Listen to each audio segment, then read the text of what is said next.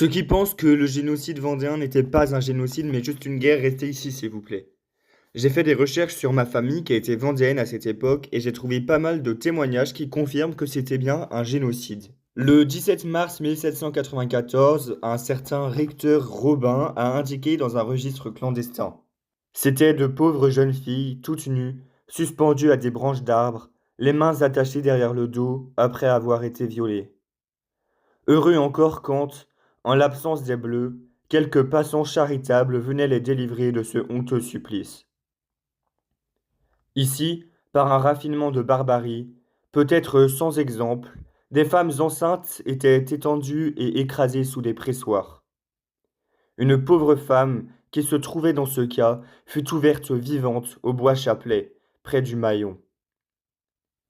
Le nommé Jean Lenné, de la Croix de Beauchêne, fut brûlé vif dans son lit où il était retenu pour cause de maladie.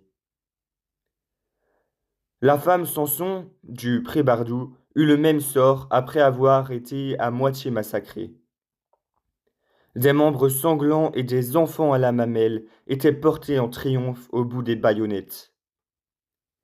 Une jeune fille de la chapelle fut prise par des bourreaux qui, après l'avoir violée, la suspendirent à un chêne, les pieds en haut.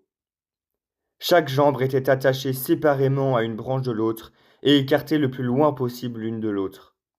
Et c'est dans cette position qu'ils lui fendirent le corps avec leurs sabres jusqu'à la tête et la séparèrent en deux. Vous avez ici la vérité qui se cache derrière le mystère de la guerre de Vendée, ou devrais-je dire du génocide vendéen.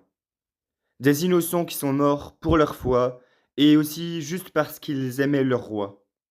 Juste pour ça.